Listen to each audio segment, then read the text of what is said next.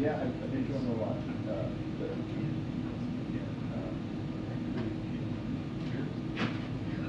Oh.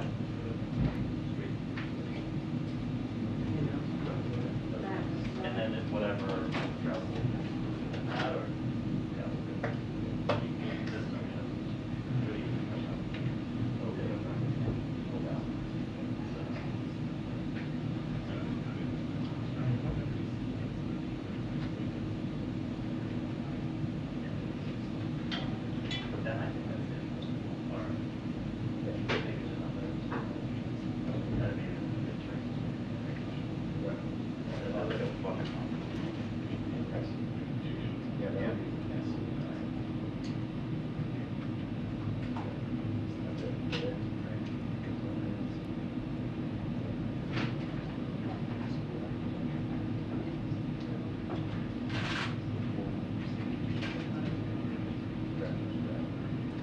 probably, but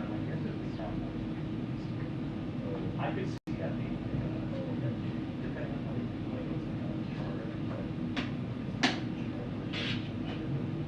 maybe they want to Or they always come to you.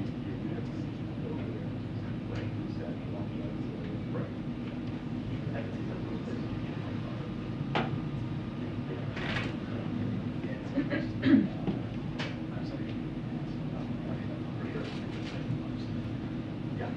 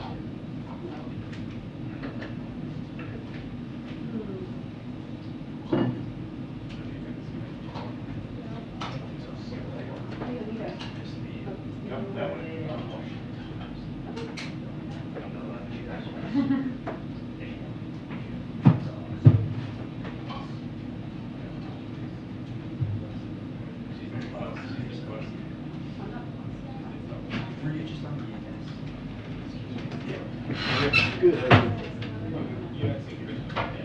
Hello. Going through here? Yeah. Okay. Sorry. How are you? Good.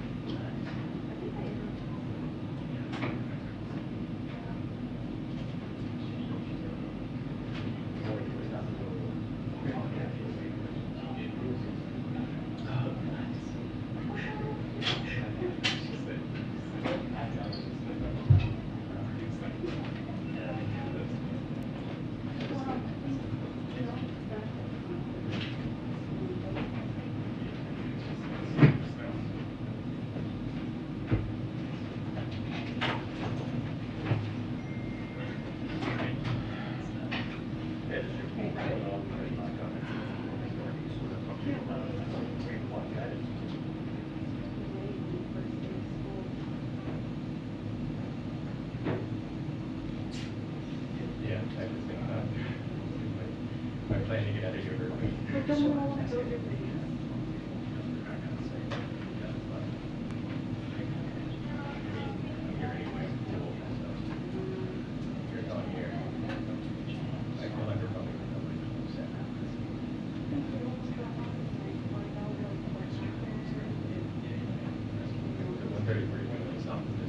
Yeah, me too.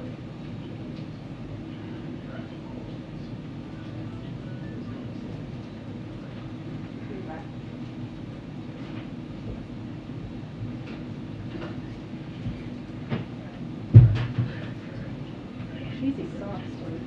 What were you doing?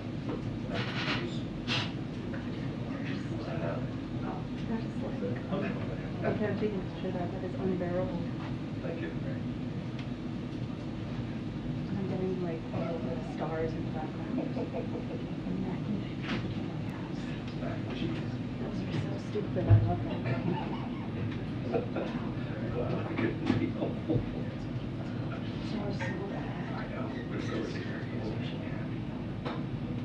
I have so many things in life.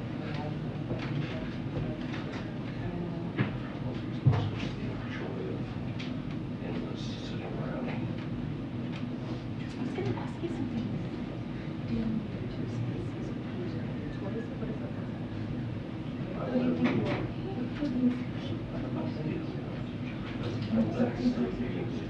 Periods of the course Oxford. You, your stupid thoughts, and your two spaces after periods and constant cars. So not after you it's to separate from how are you doing? What is our policy in the U.S.? Space-based. Yeah.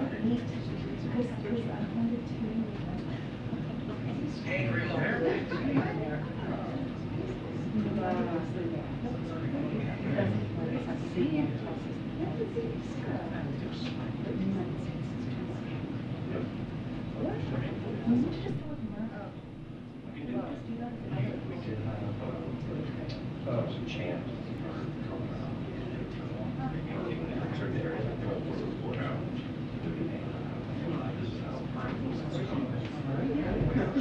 So it's apostrophe and R.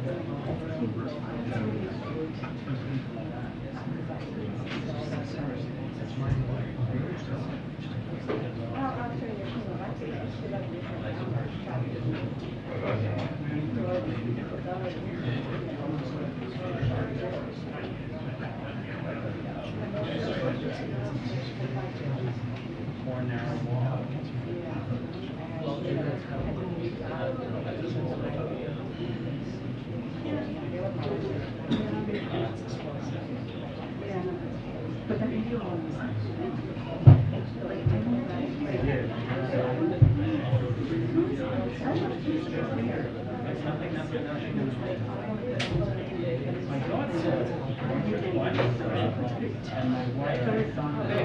Hey, how's it going? Good, how are you?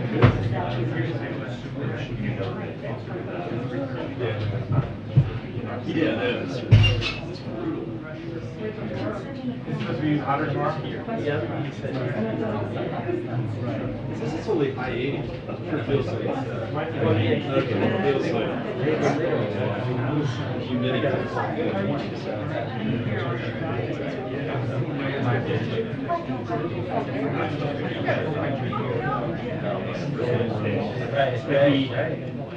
He waited the weekend.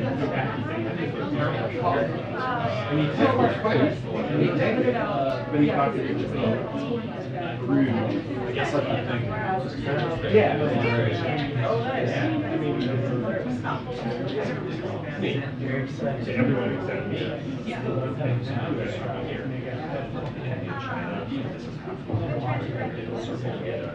You know what? I try my feet on people today, and they're pretty good luck. 99%.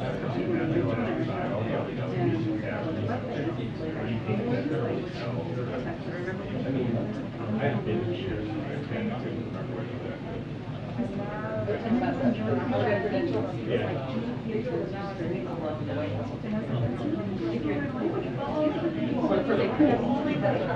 Yeah. Well, I mean, we're trying to get it to go get it. Whatever. You're gonna heal. Actually have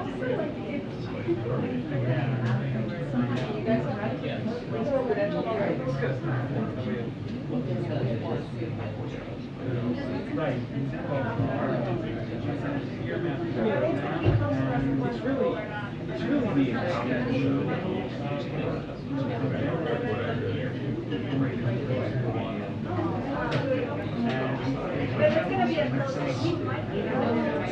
well, do you know how they're gonna so you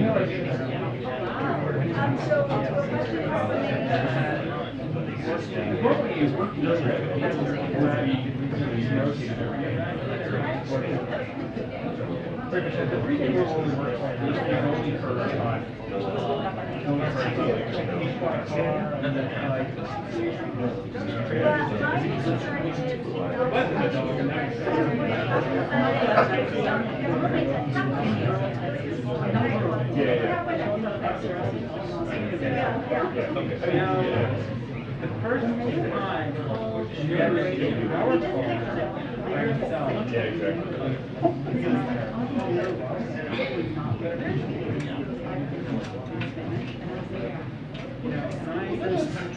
Theaters, or maybe theaters where you like sit back in the thing and you push the button and the whole the thing, like, you know, the thing back. Yeah. Like, shouldn't we have that in here? What theaters do you guys go to? Even the I've obviously not talked to servers all the time.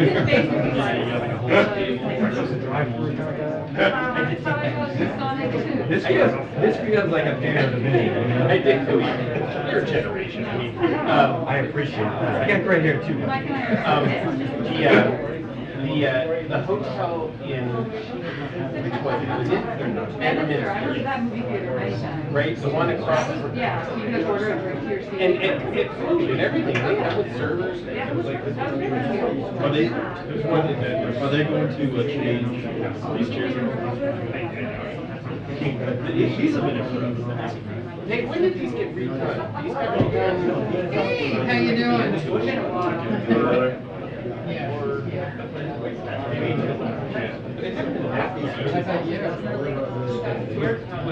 stuff?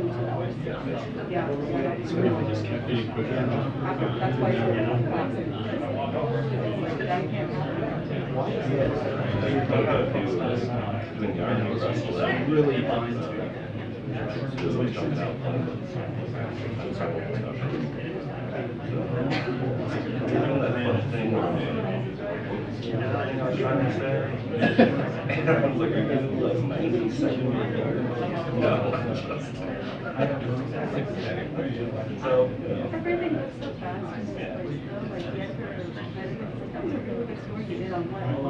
Yeah.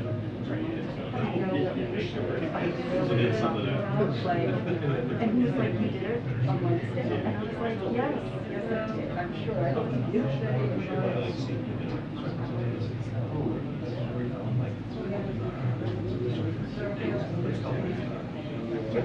Yeah. We're 17 things. No, that's right. Well, yeah. So what kinds of symptoms do you have for long?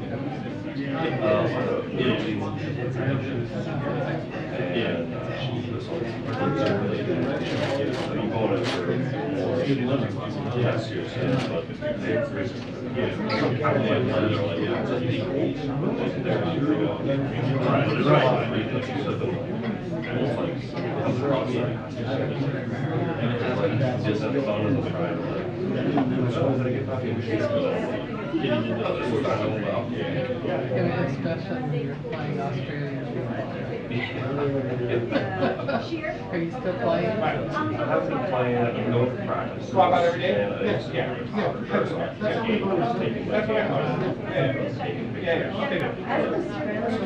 It's Australian football is like.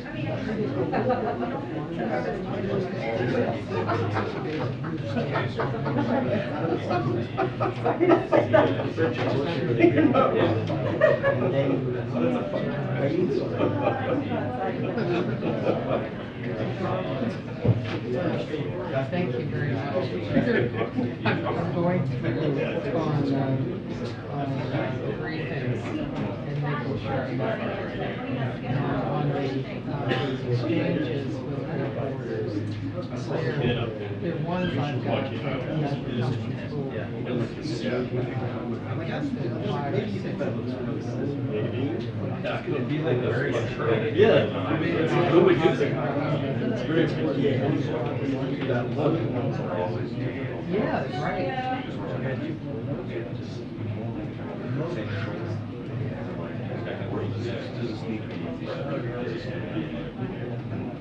It is like particularly because of things to show.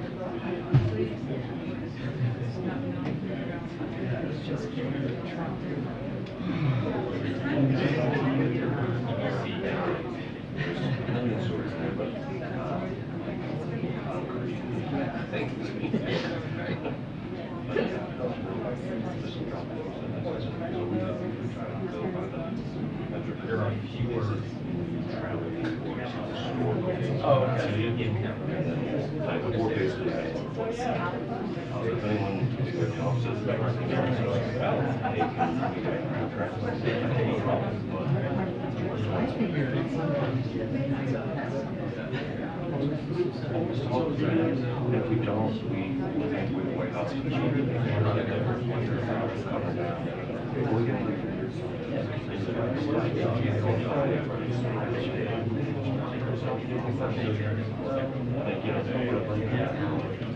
Get a bathing suit. Yeah, get a bathing suit.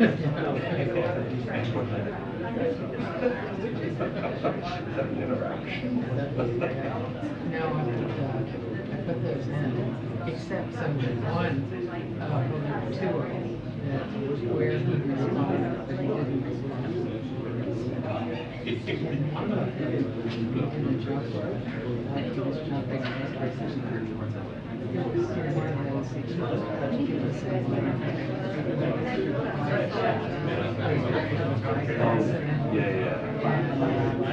How are you doing?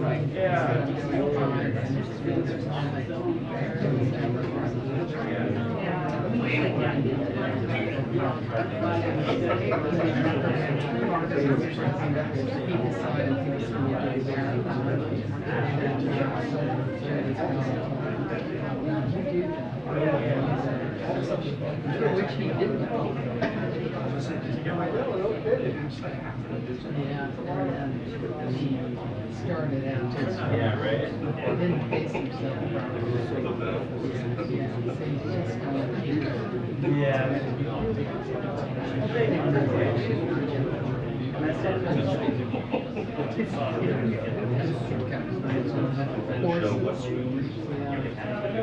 all the regular stuff. 2 minutes to press briefing. 2 minutes to press briefing. Thank you.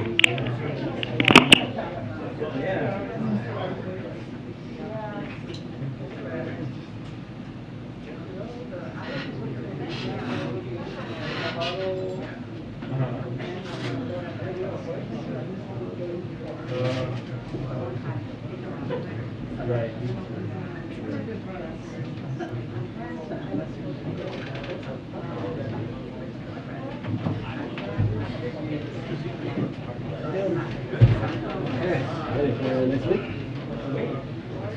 Oh, yes, of course. Sorry. We're gonna like this. Let's do something. Right, yeah, exactly. An old Can't go on there though. I've seen those. Saturday rescue for 7-year-old Isaac. Reformatted it basically. There's something wrong with her. Next day, she's gonna go to the office for a ride. So I'm gonna set it up in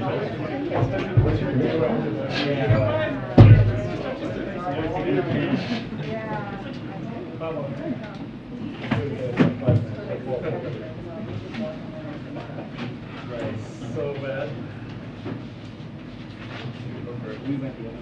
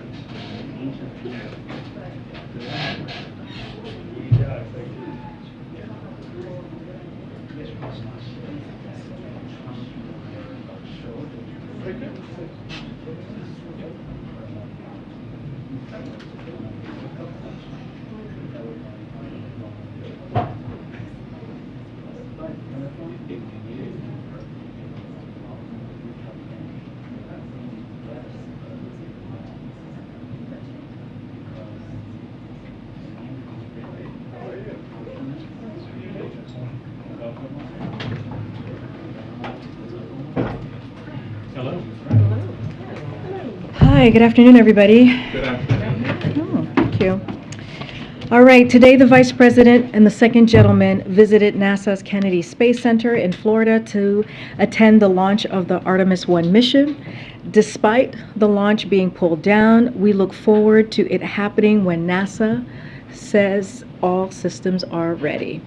While at the Kennedy Space Center, the Vice President and second gentleman met with STEM students, astronauts, and workers building the crew modules for Artemis 2, which will be the first crewed Artemis mission, and Artemis 3, which will return American astronauts to the moon, including the first woman and person of color.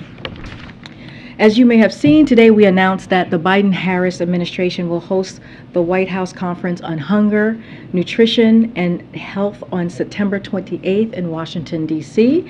As the President said a few months ago, this will be the first conference of this kind in more than 50 years. The conference will bring together government leaders, academics, activists, and Americans from all walks of life to achieve the goal of ending hunger and reducing diet-related diseases in the U.S. by 2030. A key additional focus will be reducing disparities among the communities who are impacted the most by these issues. At the conference, we will announce a national strategy that identifies actions the government will take to encourage the public and private sectors to drive transformative change and address the intersections between food, hunger, nutrition, and health. With that, Zeke, you want to take it away? Over the weekend, the Office of Director of National Intelligence said they were conducting a risk assessment of the classified documents found at former President Trump's home in Florida. Does the President intend to get briefed on that risk assessment once it's concluded? So, look, we have seen the letter from ODNI to Congress on this, but I would refer you to either ODNI or the Justice Department by any specific questions on this. As we have said, this involves material that is part of an ongoing criminal investigation, and we just aren't going to comment on that at this time. I hear your question. We're not going to say anything at this time while the investigation is going on. This is about the President's actions, not what they're doing there. So does he want, you can't say whether or not he'll be briefed on? Well, I can say that he has not been briefed. I know folks have asked, if he has been briefed via the PDB or otherwise on any classified materials. That I can say as a general matter. We just don't get into information included in the President's classified materials. This is what this would be considered, or daily briefings on sensitive national security or intelligence matters. This is ODNI decision that they've made. So talking about any PDB specifically would be inappropriate, or any classified, again, material. On this specific issue, we have been very clear. The President was not briefed in advance of this Justice Department's recent actions. We have not been involved in this matter as it part of the Justice Department's ongoing criminal investigation. We see this as part of the underlying material that is connected to this. So, as we've said, we are committed to the independence as it relates to any legal matters that the Department of Justice has, and that is something that the President has been very clear about and is going to continue. But just to, again, put a finer point on this, but the President will get briefed or will not get briefed when ODNI finishes their assessment? I am just saying to you, this is an underlying matter that is related to this. We're just not going to comment. And as it relates to any classified materials or anything that's related to PDB, we don't comment on that at all. But, again, this is a part of an investigation. The President hasn't been briefed on any of this. None of us have been briefed. The White House has been briefed on any of this. And so we are just going to leave it to the Department of Justice and to ODNI on this. On a different topic, tomorrow marks the one-year anniversary of when the President marked the end of the U.S. withdrawal from Afghanistan, the end of the war there. How does the President plan to mark that occasion? Does he plan to speak to the American people? Does he plan to honor the lives of the 13 service members who were lost? As you know, last week on Friday, we did put out, the President put out a statement, released a statement where he named each of the 13 troops who were tragically killed that day. The President feels deeply about the loss that was suffered 1 year ago. And as he said in that statement just this past Friday, he feels strongly that we owe their families support for the rest of their lives. We are never going to stop seeking justice for those who were involved in planning of the attack or for terrorists who threaten our homeland in any way. No president feels more strongly about this than this president, about our troops than this president and their families, and this president and he and the First Lady have taken action to support our service members and their families through joining forces and signing the historic PITS legislation. I don't have anything else to share with you on any future statements that he may make. Nothing to share about anything on his schedule. As you know, he's going to be traveling tomorrow. One more question on the DNI. They're assessing whether bringing those classified documents to Mar-a-Lago damage national security or jeopardize national intelligence operations. Does the President feel that the public has a right to know the conclusion of that assessment? We're just not going to comment about conclusions. We're not going to comment on anything related to this at this time, any specifics to this. We are going to refer all these questions to ODNI and also the Department of Justice. We're just not going to comment. Not transparency, not about the investigation. I understand the question. Any underlying materials, any underlying questions to this, we're just not going to comment. Of course, it's important to have transparency, but we're just not going to go go any further than that. And then on another topic, the president has a lot of travel coming up. He's been getting out more in the country, mostly, doing events, sort of touting his agenda, things that his accomplishments and the like. Are we going to see him actually, as we approach the midterm, stumping for individual candidates? Are we going to see more big rallies like we did last week? So, as you know, I can only speak to official travel from here. I can't speak to any of the campaign or political travel. The president, the vice president, cabinet secretaries, our Hill allies, governors, mayors, and allied groups will take the message directly to the American people. As you know, we had a string of successful legislative pieces just a couple of weeks ago. And so in the coming weeks, the president will host a cabinet meeting here, host an Inflation Reduction Act celebration event at the White House, which is going to happen on September 13th, as you all know, and we'll travel across the country to highlight how the Inflation Reduction Act will save money on prescription drugs, cut healthcare premiums, and cut energy costs. Other upcoming events will illustrate how President Biden worked to get things done, including passing a historic gun safety law and making smart investments to keep our competitive edge and rebuild American manufacturing through the CHIPS and Science Act and bipartisan law.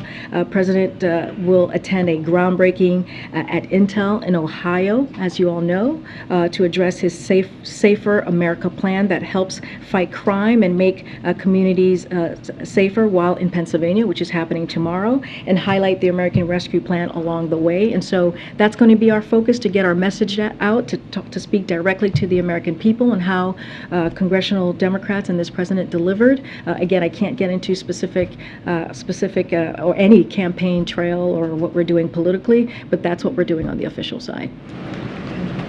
The president has at least 2 trips scheduled to Pennsylvania in the next week. He traveled there more than any other state last year. Obviously, he's from Pennsylvania, but is there any other significance to him visiting that state? All I can say is Pennsylvania is close and dear to his heart, and he is glad to be traveling there these next couple of trips, as you just mentioned. Okay, Nancy. Thank you so much. Going back to a topic that Zeke brought up, there's been a lot of confusion. Wondering if you could shed any light on this question of whether this White House or this president believes that a president has the ability to declassify classified documents simply by saying so. Look, we want to be very careful here, as you know. We're just not going to speak. It is really, the question that you're asking me is related to everything that is happening currently right now with the Department of Justice and even ODNI. As I said, we're aware of the letter. We did not have any advanced knowledge of the letter. Right now, we are at this time. We're just not going to make comments on any questions related to this, any underlying questions, any content that is related to what we're currently seeing that the Department of Justice is independently working on. An investigation that is independent, and we're just not going to comment at this time. So you can't say what this president believes the process is that he needs to go through when he wants to declassify it? I'm just not going to, because it's related to what we're all hearing and you all are reporting about, I'm just not going to comment on it at this time. When the president speaks about guns tomorrow in Wilkes-Barre, is there a new policy he's going to be laying out? What can you tell us about what he's going to say on that issue tomorrow? I have some preview for you on this. So tomorrow, President Biden will be traveling about his Safer America plan and the simple, basic notion that when it comes to public safety in this nation, the answer isn't to defund the police, it's to fund the police. He will highlight how his plan would invest 100 more cops for effective, accountable community policing that builds public trust and strengthens public safety. And as part of the American Rescue Plan, you've heard us say this, that the President Biden signed into law last year, we sent $350 billion to local governments to keep cops on the beat. And in contrast, every Republican in Congress voted against the funding for law enforcement, and Donald Trump cut $400 billion from his budget for state and local law enforcement. So the president's going to talk about how he brought the Democrats and Republicans together earlier this month to pass the most significant safety law in 30 years. He'll talk about how we have built on that momentum and how we must act on banned assault weapons. You'll hear that from him as well. So again, a majority of Americans support this when we talk about about banning assault weapons. The NRA opposes it. And so we are going to hear from the president about the importance of making sure that we protect our communities. You know, the president has been really clear that congressional Republicans, that extreme MAGA agenda that you heard him talk about last week, is a threat to the rule of law. He will say that you can't propose defunding the FBI or defund the mob that stormed the Capitol and attacked and assaulted police officers on January 6th and be pro-police. And that's what you're going to hear from the president tomorrow. And then finally, Senate candidate Lieutenant Governor John Fetterman says he is going to be at the parade in Pittsburgh on Labor Day, and, quote, he looks forward to talking to the president there about the need to finally decriminalize marijuana. The president has said in the past we need to rethink our approach. Has he decided how he wants to rethink the approach? Does he agree with John Fetterman? So I don't have anything right now to announce, but I just want to talk a little bit and take a step back to talk about our drug policy that we have been very clear about. But I'll lay some stuff here. We're at an urgent moment when it comes to an overdose epidemic. You've heard the president talk about that. More than 100,000 lives lost in the most recent 12-month period. The bulk of our early efforts have been focused on addressing the addiction and overdose epidemic. That's what we have talked about these past 19 months, which has worsened during the course of the pandemic, sadly. Untreated addiction and overdose deaths require urgent attention, and having evidence-based policies in place is critical. That is incredibly important to this president. But at the same time, President Biden believes that there are too many people serving unduly long sentences for nonviolent drug crimes, a disproportionate number of whom are Black and brown. That's why in April, during the Second Chance Month, President Biden announced 17 sentences, commutations, and 3 pardons, which are more grants of clemency at this point in a presidency than any of his 5 recent predecessor. As I have said before, the president supports leaving decisions regarding legalization for recreational use up to the states, rescheduling cannabis as a Schedule II drug so researchers can study its positive and negative impacts. And at the federal level, he supports decriminalizing marijuana use and automatically expunging any prior criminal records. We don't have anything to announce today at this point, but just wanted to lay that for you. On the Federal Reserve, Elizabeth Warren has said that she's concerned that if the Fed raises rates again, that it could put people out of work or tip the economy into a recession. Does the president share any of those concerns about an overreach or possible overreach? So, as you know, we've been very clear when it comes to the president's plan on attacking inflation. He has said many times that he gives the Federal Reserve their independence to make the monetary decision on how to deal with inflation. That is something that, again, we give their independence. We believe they have the strongest tools to deal with that. But we know that Americans are feeling the pain of higher costs, higher prices. That's why we have worked so hard to bring down gas prices. We've seen for 76 days gas prices have gone down. It is the fastest decline, as you've heard us say, than in over a decade. And so that is important. That's why the Inflation Reduction Act was so critical in dealing with, that's going to deal with lowering costs, that's going to deal with that $300 billion, going to deal with reducing the deficit, which is important, which is now that 1.7 trillion deficit that we have seen under this president in the past 19 months. 380 billion was done last year. And so this is important as well. It's important for the president, but he's going to continue to do the work. But we want to say a couple of things that we wanted to share is, like, you saw the new data on Friday that showed prices came down nationwide last month and personal income went up. So that is a sign of inflation that is easing. And latest headline, CPI inflation was flat. Prices in the aggregate had no increase versus the prior month. And this morning we learned, and yesterday morning, Friday morning, we learned that consumer sentiment is up 13% since July, and 1-year inflation expectation dropped nearly 0.5% from the month before. We have more work to do. We understand that. We know that there are families and Americans who are still feeling the pain, and we're going to continue to do the work to do. Disagree with Senator Warren. Well, we're just saying that This is something that the Federal Reserve is going to, we don't want to step on, what the Federal Reserve is going to do.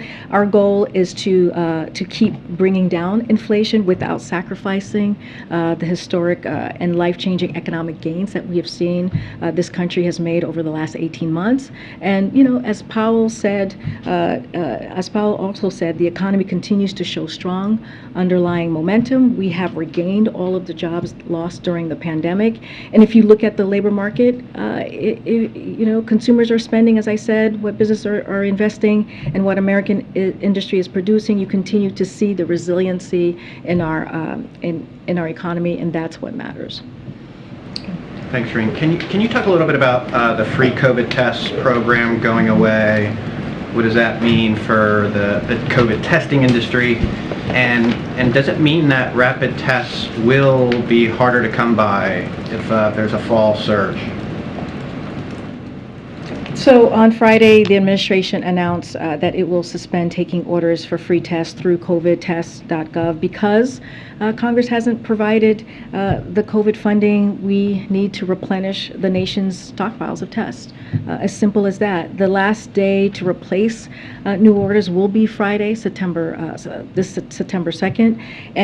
But just to give you a little bit of what we have done and what we've had to do, we have already distributed over 600 million tests through this program, and every household has had the opportunity to place 3 orders for a total of 16 tests. Americans will continue to have other options for free testing, including free at-home tests through private insurance, Medicare, Medicaid, and 1,500 community-based free testing sites. So that is available to Americans. So look, the administration has been very clear about our urgent COVID-19 response funding needs for months. We've been talking about it for months. The COVID response team has been talking about it for months. We've warned that the congressional inaction would face unacceptable trade-offs and harm our preparedness and response. And that is the consequences we'd likely worsen over time. So this is an action we've been forced to take that will help preserve our limited remaining supply, ensuring we have a limited supply of tests available in the fall. So that's what we're trying to be forward-thinking, forward-leaning here, and when we might face a new rise in infections and more acute need. Has the administration given up on getting COVID funds in the CR? And on that realm, I mean, what does that mean for free COVID vaccines? So are you talking about the booster that we're about to announce? Just or that is first? Okay. So let me just be clear, because these decisions about the vaccines, including one will be who and when will be eligible, are made by FDA and CDC. So I just want to make sure, based on their expert and their review, as we talk about vaccines. So in the meantime, the administration has been working with state and local health departments and other partners to prepare operationally for all scenarios. This includes working to ensure vaccines remain available at a range of trusted, convenient locations, including local pharmacies and community health centers, and easy to access. So we're planning for this. We're planning for a robust plan and education program and building on our lessons that we had for COVID-19. And so, while we're preparing, we are doing so with the limited funding we have left. So we have some funding for this.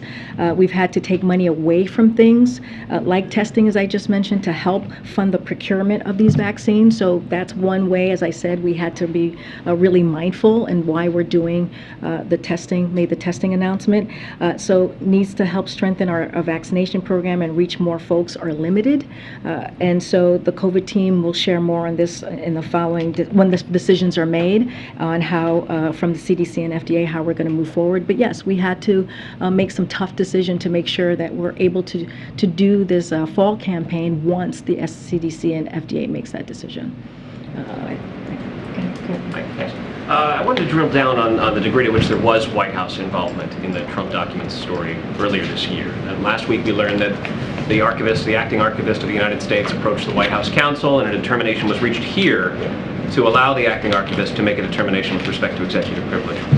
What more can you tell us about that, and why the determination was reached to defer that to the archivist? So the letter from the National Archivist and the search are completely different. As we've been very clear about that. They're not the same. And so just want to restate that. The recently published letter from the archives is not about the search, and in fact underlines how closely the President has honored his pledge to restore the independence of the Department of Justice concerning investigations. If you read the letter, you'll see that, the way we were able to defer. It shows that DOJ made a request for access to an older set of documents independently, and the White House affirmed it, which is standard, nothing unusual there. And when former President Trump attempted to assert executive privilege to block the FBI from assessing the document, President Biden deferred to the National Archives and the DOJ Office of Legal Counsel on the issue. So again, we deferred that decision. So the decisions here have been made by the National Archives and the Department of Justice Department. Just to clarify, you're saying that President Biden himself was personally approached and he made the decision himself? What I'm saying is the White House was there. We are the ones that were able to defer, which is we affirmed, which is normal, nothing unusual. We deferred to the National Archives and the Department of Justice Legal Office, and we let them make the decision. It was not made here. We deferred it so that they can make the decision. But just to pin it down, are you saying that it was not the President himself who arrived at the decision, or that the President himself made the decision? Well, what I can tell you is the White House affirmed it. I can't, I've been asked this question, who specifically. I can tell you the White House here on this campus, the White House actually affirmed it and also deferred it. Thanks, Karine. Continuing on this theme, the President last week was asked about former President Trump's claims that he declassified all these documents, and President Biden said, quote, "I'm not going to comment. I mean, because I don't know the detail, I don't even want to know. I'll let the Justice Department take care of that." I understand that he wasn't given advance notice about the search, the Justice Department's independent, but when it comes to national security questions, shouldn't the President want to know the details? Again, when it comes to national security questions and even classified materials, it is something that we just don't speak to. We don't get into information included in the President's classified materials or daily briefings on sensitive national security or intelligence matter, right? That is something that I wouldn't even be able to talk about, because that is the protocol that we have here.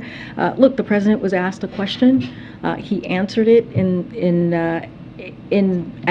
as it relates to, right? This is also relating to, we've said this, any content, anything that's related to underlying materials related to this. This is something that we are just not informed on. This is something that it is the independence of the Department of Justice as it relates to ODNI. That is something that assessment that they are doing, that we are not involved, we are not briefed, we are not aware of, and I'll leave it at that. I just want to be really clear. You can say that he was not briefed about the warrant execution, but you can't say whether he's been briefed on any national security issues. Oh, I can tell you right now, when it comes to the ODNI, the letter, I can surely tell you that the President was not briefed on that. He was not aware. I know, this is all, it's all connected. Right? It's all connected. So I'm trying to give you answers for what I can give you answers to, right? So I'm sure we have not been asked about that, and I'm telling you, for that particular piece, we were not briefed, we were not made aware of. That is something that ODNI, that is their assessment, that is something that they're doing as it relates to the ongoing investigation that the Department of Justice is doing as it's connected to national security materials. What I can say, if I'm asked, if the President has been briefed on classified materials, we have said this before at the podium, it is something that I can't even speak to, right? I can't even speak to what classified materials he's been briefed, or daily briefings when it even comes to his PDB. That is, it is classified information, so it is not even something that we can speak to. That's what I'm talking about. Okay.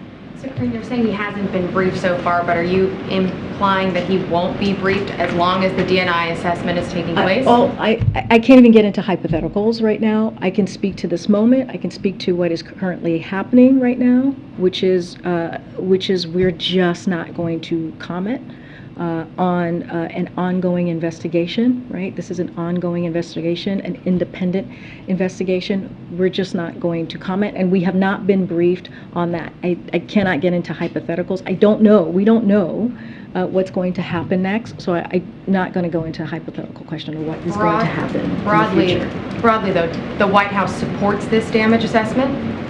Again, this is, I am just not going to comment on that. Was there anybody in the White House who requested this assessment ahead of time before? No. Okay.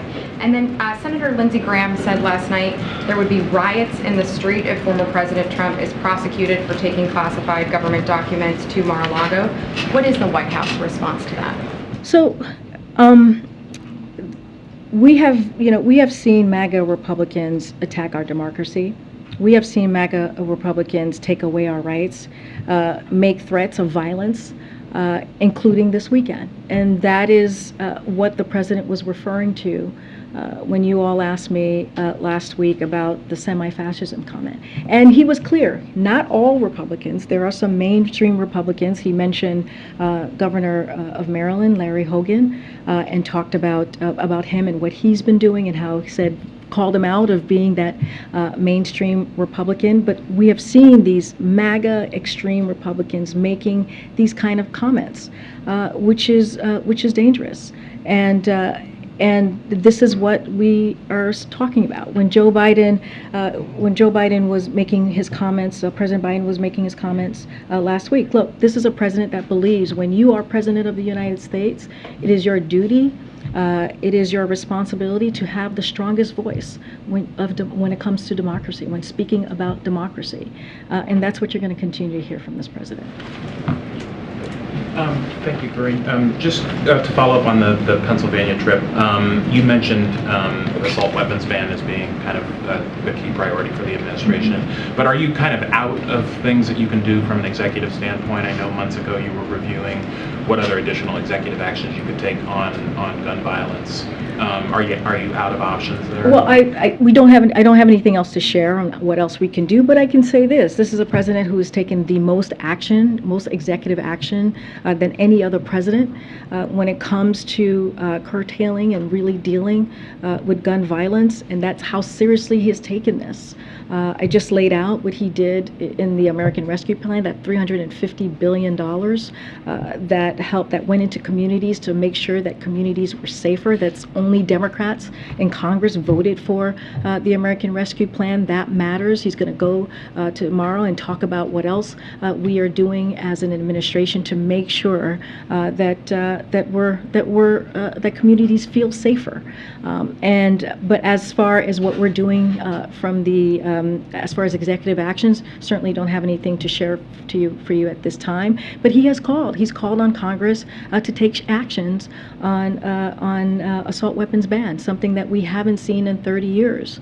And you've heard him say this when assault weapons ban sunset 10 years after it was put into law, 10 years after he worked very hard to make sure that we had that piece of legislation. We did see crime go up with assault weapons.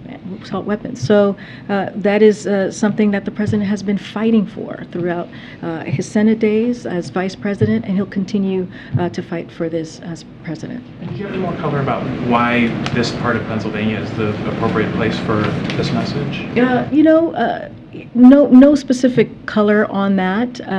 We're going to his hometown, which is important to him, which is very close to him. But I don't have any specifics. It's just, we go to places where we can actually be able to deliver our message to the American people, especially all the work that we have done here in Washington with congressional Democrats. One quick one on abortion. There's been kind of a number of incidents nationwide where medical providers have been unsure if they can provide certain procedures for women, even if they feel that it's medically necessary, if they're going to run afoul of state law.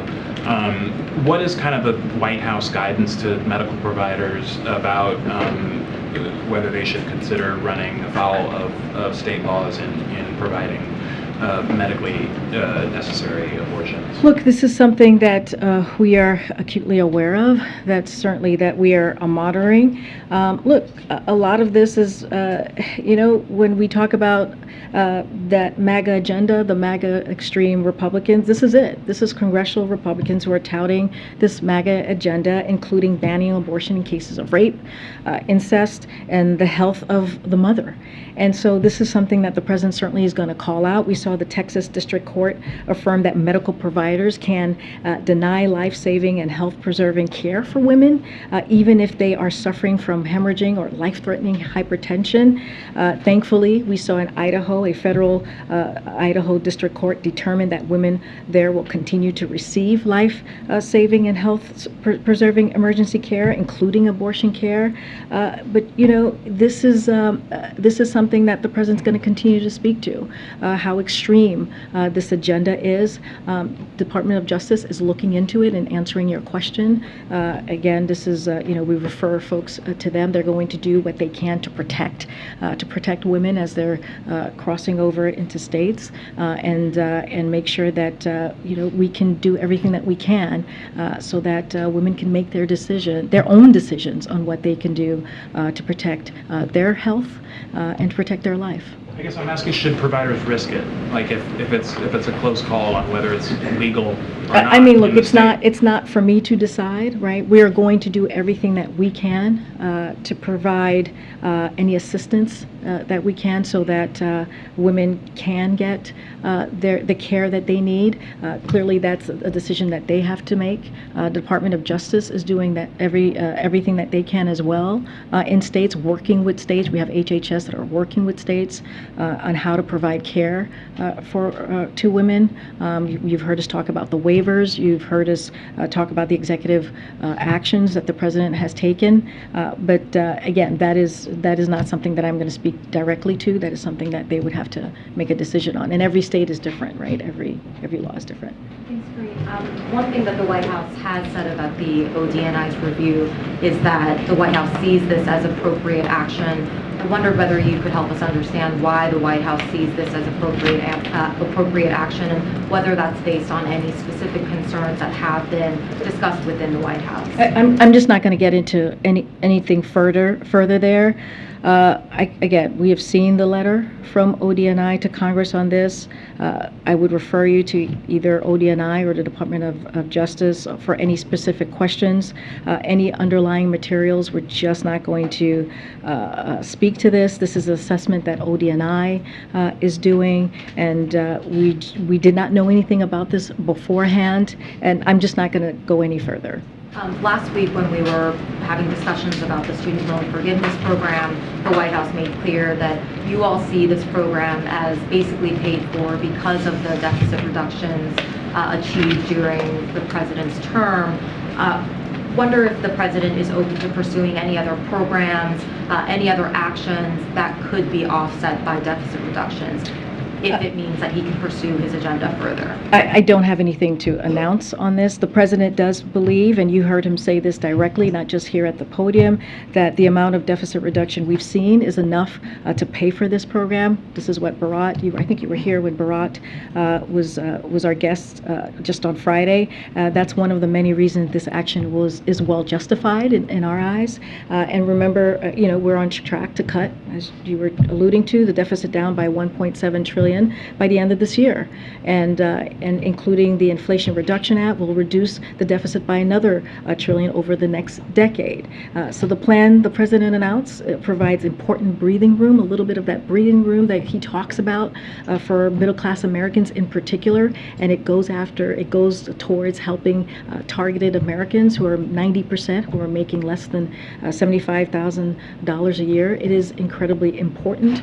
We believe the student loan plan is the cancellation plan, and he's something that we are very proud of, and that's also historic. I just have one last quick one. Is there an official estimate of additional funding that the administration would want to deal with monkeypox, and will there be an official request made to Congress at some point? So I can say this.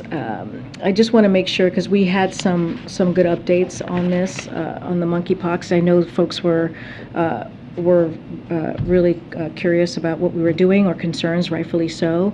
As you know, we've been working day in and day out on across the government and with cities and states and healthcare providers, public health officials, and the impacted community to execute a strategy to accelerate the fight against the monkeypox outbreak. We're making a lot more doses available and working closely with jurisdiction to operationalize all of this. Last week, HHS made 360,000 additional vials of vaccines for jurisdictions to order. That is on top of approximately 780,000 vials that we already delivered, that we have talked about here. 75% of jurisdictions have moved to this method, and another 20% working to do the same. This is a significant progress in a short term of time, and will mean more shots in arms. This is a cumulative of 1.1 million vials are delivered to jurisdiction, and as we get more supplies, we are approaching the point where we can offer 2 doses of vaccine to the entire high-risk population via intradermal administration.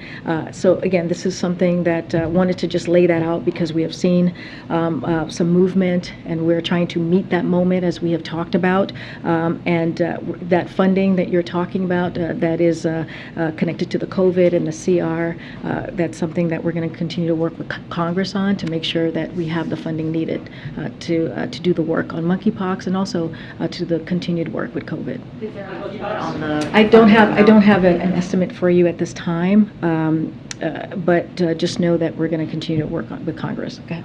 Yeah, thank you. Revisiting the marijuana question, specifically what John Fetterman is calling on President Biden to do is use executive authority to deschedule marijuana as a Schedule I drug. Several other Democratic senators have called on the same, called for the same.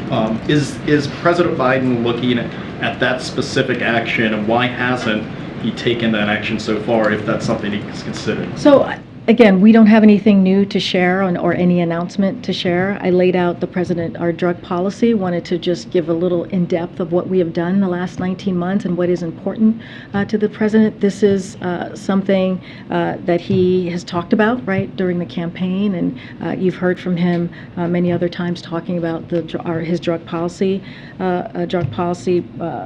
focus and what's important to him. We just don't have anything to speak to. As I mentioned, in April, during the Second Chance Month, President Biden announced 75 sentence commutations and 3 pardons, which are more grants of clemency at this point than any other president, than any of his 5 recent predecessors. He's going to continue to evaluate further uses of this clemency powers, and as it relates to marijuana decriminalization, just don't have anything at this time. Does the White House believe he has the authority to do that with executive action? So, look, again, I'm just not going to get into the specifics. Look, the administration has made progress on its promises regarding marijuana. An example is the DEA issued its first licenses to companies to cultivate marijuana for research purposes after years of delay during the previous administration. This is a key step in promoting research, because it broadens the amount and quality of cannabis available for research purposes, and we will continue to explore what else we can do as far as reforms. We just don't have anything to share for you today. John Fetterman, the Democratic nominee in Pennsylvania, will not be at the event tomorrow with the president. Has their campaign given you a reason? Is the president disappointed that he won't be there for that event? So I can't speak to the lieutenant governor. My understanding is he had an existing event, so I would refer you to his office or his campaign. Thanks, Karine. Getting back to the FDA authorization of the new COVID boosters, and your answer to Franco, when you said that you're planning for a robust education program and plan, but you said you're doing it with the limited funding we have left. So just to clarify, when you're trying to combat some of the hesitancy questions right now, right now only half of Americans eligible for a booster have gotten one. Is the White House, as you prepare for public messaging ahead of this new shot, are you doing a more scaled down version compared to previous rounds because you have limited funding to do that? Is this different than what we've seen in previous booster public messaging campaigns? So it's going to be a robust education program that we're going to continue to do that, and we're going to build on the lessons we've learned and focusing on the most at-risk communities. This will include leveraging deep partnerships across sectors to meet people where they are with facts and answers to questions, and empowering trusted local messengers with messaging they need to engage with their communities about the importance of vaccination. So this is what we have learned, because we have learned from some lessons from the COVID-19 outreach, our comprehensive program that we had from the beginning of this administration. So we're going to use those lessons and do that, and do the things that we've learned that worked for the fall booster campaign. And again, we're going to be targeted at risk, do it more at risk campaign. It will be robust. We're going to make sure that we have those trusted local messengers, which, by the way, I think you remember, you covered this so closely last year, worked. It worked. When you have those trusted voices, that does help make sure that people go get vaccinated, and in this case, get their booster. And are there any concerns about supply with this new booster? And will everyone who wants to be able to get one be able to get one for free? So look, I'm not going to get ahead of the FDA and CDC. They're going to lay out who is going to be able to receive or how the process is going to go, and they're going to lay that out. So don't want to get ahead of them. But look, I mean, that's why we made the announcement on testing, right? That's why we've had to, actually end some things and cut away, take some money away from things like testing to help fund the procurement of these vaccines. And so this is a priority. We're going to do the best that we can to get vaccines to folks who are most at risk, as I just mentioned. But we're going to continue to do the work that's needed to make sure we protect the American public. Thank you, Karine. This weekend we saw U.S. warships going through the Taiwan Strait. Considering the buildup of tension since the speaker's visit, what was the necessity of seeing U.S. warships during this time? So Indo-PACOM put out a statement, as you probably saw on Saturday, detailing the transit, the warships that you're speaking of, the U.S. Navy warships to be more specific. We conducted a routine Taiwan Strait transit on August 28th in accordance with international law, and demonstrated our commitment to a free and open Indo-Pacific, as you've heard us say many times before from this podium and from the President. As we have said, you will see in the coming days and weeks and months that our presence, posture, and exercises account for China's provocative and destabilizing behavior, with a view towards guiding the situation in Western Pacific towards greater stability. This is not about U.S.-China. This is about what is in the best interest of Taiwan's interest specifically, and the region's interest as well. So our policy towards Taiwan has remained consistent for decades and across administrations. We remain committed to our one China policy. And in accordance with that policy, we'll continue to fly and sail and operate where international law allows, consistent with our long-standing commitment to freedom of navigation, as you've heard us say, and that includes conducting standard air maritime transit through the Taiwan Strait. So we are committed to doing that and protecting the region. And another topic on the Iran potential new Iran deal. Iran is studying the U.S. response, but we're receiving informations here and there about potential release of prisoners and all this. I know you don't want to negotiate in public, but does the administration feel that the discussions are going in the right direction? So as far as the status of negotiations, as you have said, we're not going to negotiate in public. Look, we have taken deliberate and principled approach to these negotiations from the start. If Iran is prepared to comply with its commitments under the 2015 deal, then we're prepared to do the same. As it relates to last week in the EU, we conveyed our feedback about Iran's comments on the EU's proposal directly to the EU. We will not negotiate again in public, and are not going to go into details of how the process is going. I'm going to. I know. I'm going to take. That's why I could have walked away and not taking your question, Peter, but I would take your question. I'll make it worth it. I'm sure you will. Different topic. Okay. How come migrants are allowed to come into this country unvaccinated, but world-class tennis players are not?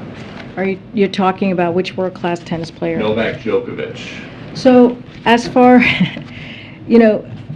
just since you asked about him, you asked me about him. So visa records are confidential under U.S. law. Therefore, the U.S. government cannot discuss the details of individual visa cases. Due to privacy reasons, the U.S. government also does not comment on medical information of individual travelers as it relates to the tennis player. Look, the questions regarding vaccination requirements is I defer you to CDC. This is a CDC requirement for foreign nationals. This is something that they decide. This is something that is up to them. The U.S. Open and their participant protocols, I refer you to them. They have their own specific protocols as well. So they're two different things. They're two different things. But so how is it two different things? Somebody unvaccinated comes over on a plane. You say that's not okay. Somebody walks into Texas or Arizona unvaccinated. They're allowed to stay. Why? But that's not how it works. Like we actually no. I know that that's not what you guys want to happen, but that is what is happening. But that's not. It's not like somebody walks over and that's not how. That's exactly what's happening. Thousands of people are walking in a day. Some of them turn themselves over. Some of them are caught. Tens of thousands a week are not. That is what is happening. So, let me just lay out what we have done under this administration. We have installed new border technology and set up joint protocols with Mexico and Guatemala to catch more human traffickers. We have already made over 3,000 arrests in the first 3 months of launching an unprecedented anti-smuggling campaign with regional partners. We've secured record levels of funding for the Department of Homeland Security. We've put in place dedicated immigration judges so asylum seekers can have their cases heard faster. We've expanded labor pathways, including H-2B visas. And through the Los Angeles Declaration on Migration and Protection, President Biden brought 20 world leaders together to manage increased migration flows across the Western hemispheres. By contrast, core to the prior administration, immigration strategy was to build a wall, and they couldn't even accomplish that in the 4 years. And they also, by talking about building a wall, which would have taken billions of dollars from veterans, billions of dollars from schools, which is also a policy that just does not work. It is not that simple. It's not just that people are walking across the border. We have a plan in place. This is not like switching the lights on, right? This is going to take a process. We are fixing a broken system that was actually left by the last administration. And as it relates to the tennis star, that is totally different. That is a different process. That is the U.S. Open that he is part of. And there are CDC federal guidance that he needs to follow. But why is there a CDC requirement for people that fly here as opposed to people that cross the southern border? Look, we have talked about Title 42, right? This has nothing to do with Title 42. It is. Title 42 is the CDC imperative. And you guys got rid of it because you said the pandemic that is not how it works. It is not. Title 42 is very much in place, and that is the process. So there is a CDC provision for folks coming through the southern border. It is not just for tennis players. Migrants have also a CDC guidance that we have to follow, which is Title 42. So that is not the case. That is factually wrong. Okay. Go to the back right here. Yeah, thanks, Karine. So the jobs numbers are coming out on Friday. So should Americans be prepared for job losses to tame inflation? So I don't want to get ahead of what we're going to see in a couple of days. We have talked about how we're coming off a historic economic growth. And it's no surprise that the economy is slowing down. You've heard me say this. You've heard Brian Deese say this. You've heard others from NEC say this. Slowing down as we're going into a transition, right? Again, from a historic economy to now a more stable and steady growth, and that is important. We see that as an important next step. And we've talked about how as we see the job growth numbers, we're expecting that to cool off just a bit as we're going into that transition, making sure we do not lose the gains that we have seen this past year. And right now, we're still seeing a strong labor market, which matters. Consumer spending is strong, which matters.